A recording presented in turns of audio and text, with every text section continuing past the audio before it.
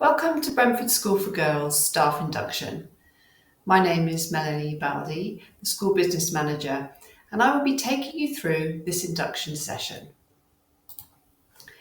This induction is an overview of the following topics and is designed to draw your attention to important health and safety and logistical aspects of day-to-day working at Brentford School for Girls, and to point you in the right direction to answer your questions. We keep high standards in terms of complying with health and safety legislation and data protection law, and we expect all staff to have their own high standards of behaviour and professionalism. Health and safety is sometimes seen as a bit of a tick-boxing exercise, but at Brentford School for Girls, we take our responsibilities very seriously. We all have responsibility for our own health and safety and that of our colleagues and our students. The photo on this slide was taken in a classroom after a teacher tripped, banged her head and had to go to A&E. She hadn't reported the trailing cables and didn't think it was a risk. So I'm sharing this as an example of why every person must use their common sense and take responsibility for their own safety and that of their colleagues. So how to report health and safety issues? Firstly, it's very important to act on information immediately. Do not assume that someone else will or has already done so. Any issue, however small, should be emailed to the caretakers. The email address is on the slide. I don't expect you to read every page of every policy, but it is important that you understand your role and therefore please familiarise yourself with the health and safety policy. You will find all the school's policies on the shared drive. When you open File Explorer, the shared drive is called N. You can search for school policies and you will find everything there. Risk assessments are completed to identify hazards and the people who may be harmed and to plan what precautions we can take to reduce the risk. If you're planning a practical lesson or a school trip, we have risk assessment templates that can be used. Always check with your line manager beforehand.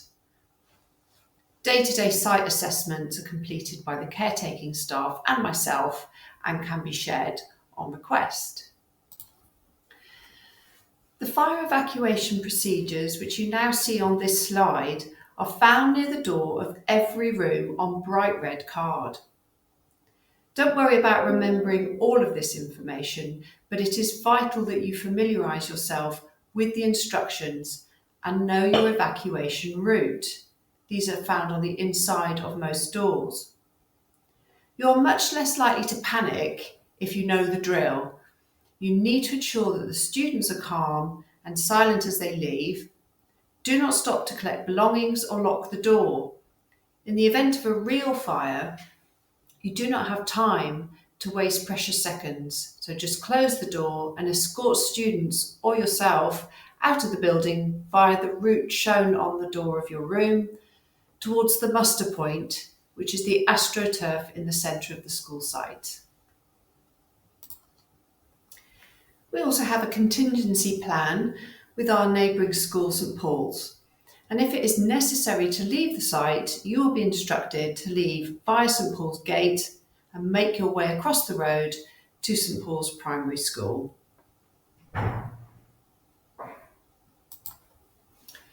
Fire marshals are stationed on every floor of every building and take responsibility for sweeping the building to make sure everyone has left. They will then report to me on the AstroTurf that their building is clear. If you have any concerns during an evacuation, please find the nearest fire marshal to report your concern.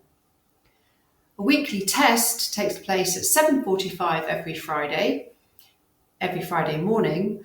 You do not have to respond to this test. Lockdown. So on a very rare occasion, the school site may need to be locked down. This is done to seal the school off and avoid the site being entered from the outside. The lockdown aims to ensure the safety of all students, staff and visitors to the school from any hazards in the local vicinity.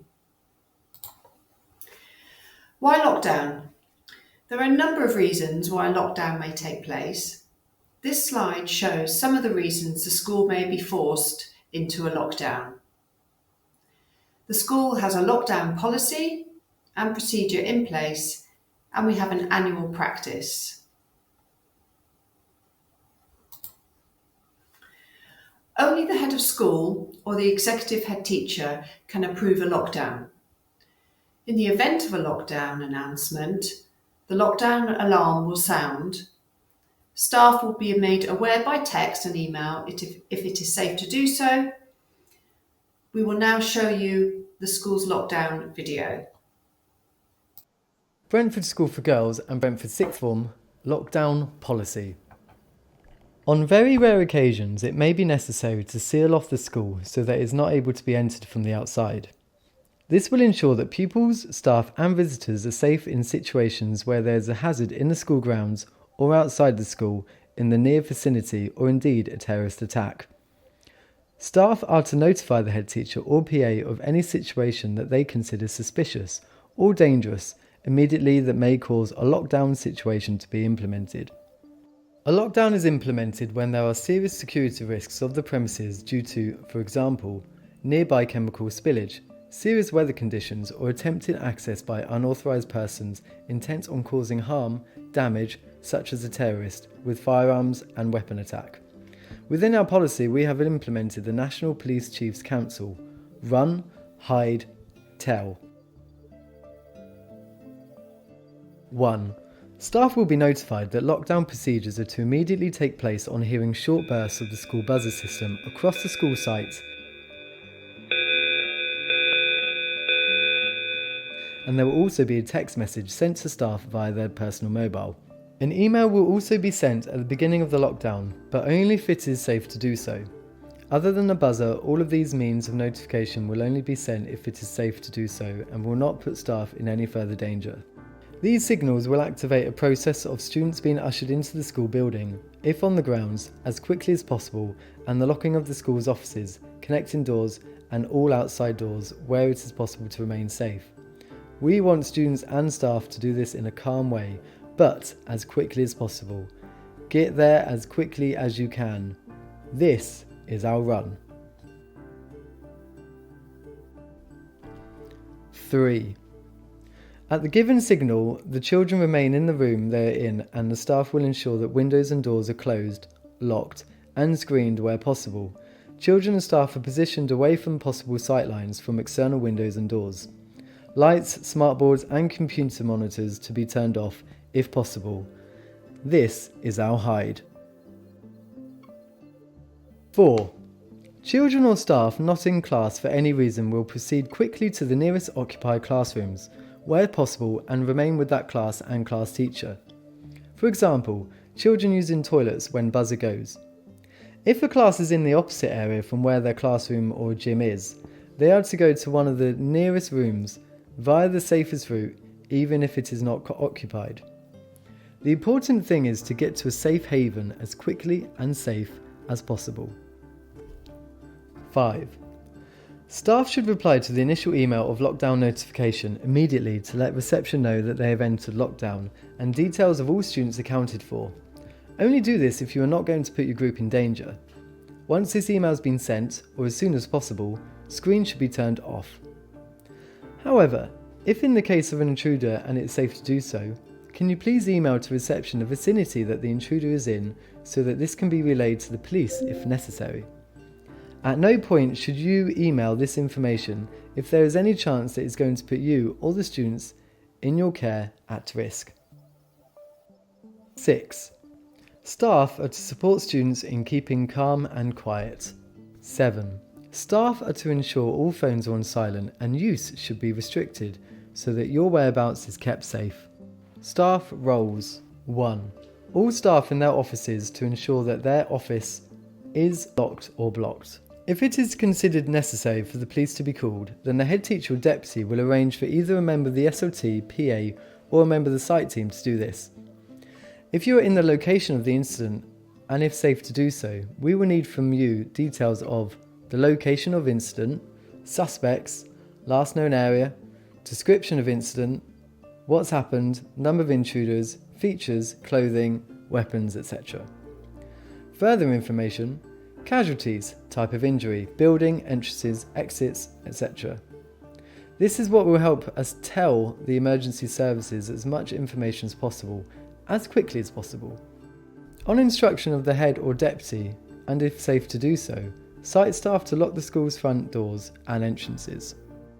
Individual teachers, learning support assistants, teaching assistants, or lab technicians are to assist and lock or close classroom doors and windows where it is safe to do so. Block doors from the inside if you do not have a key, and if possible, the nearest adult is to check exit doors and outside classroom doors. All visitors are to be kept with main school staff or teachers visiting. Staff is to remain calm at all times. Do not put students, other staff, visitors or yourself in danger. Should we find ourselves in a terrorist attack or have an armed intruder on site, there are some simple rules we need to follow, and remember, if the armed police turn up: 1. Follow officers' instructions. 2. Remain calm. 3. Can you move to a safer area? Is it safe to do so without exposing yourself? 4. Avoid sudden movements that may be considered a threat. 5. Keep your hands in view. Officers may: 1. Point guns at you. 2. Treat to you firmly. 3. Question you. 4. Be unable to distinguish you from the attacker. 5. Officers will evacuate you when it is safe to do so. Communication with parents. If necessary, parents will be notified as soon as it's practical to do so via the school's established communication network, In Touch. Depending on the type of severity of the incident, parents may be asked not to collect their children from school as it may put them and their child at risk. Pupils will not be released to parents during a lockdown. Parents will be asked, if possible, not to call school as this may tie up emergency lines. If the end of the day is extended due to the lockdown, parents will be notified, and when it is safe to do so, will receive information about the time and place pupils can be picked up from staff or emergency services. A letter to parents will be sent home as soon as it is practically possible following any serious incident to inform parents of context of lockdown and to encourage parents to reinforce with their children the importance of following procedure in these very rare circumstances. Brentford School for Girls and Brentford Sixth Form Thank you for lockdown watching policy. our lockdown video. On very rare We will now move occasions, on it may be to necessary. online training. The school has statutory training that we expect all staff to complete using a training platform called iHasco. Some staff working in specific areas may be required to complete more training, such as food hygiene. All staff will be sent links to training specific to their role, as not all training needs are the same. You will be asked to complete them in a certain time frame, and so please make sure that you do so.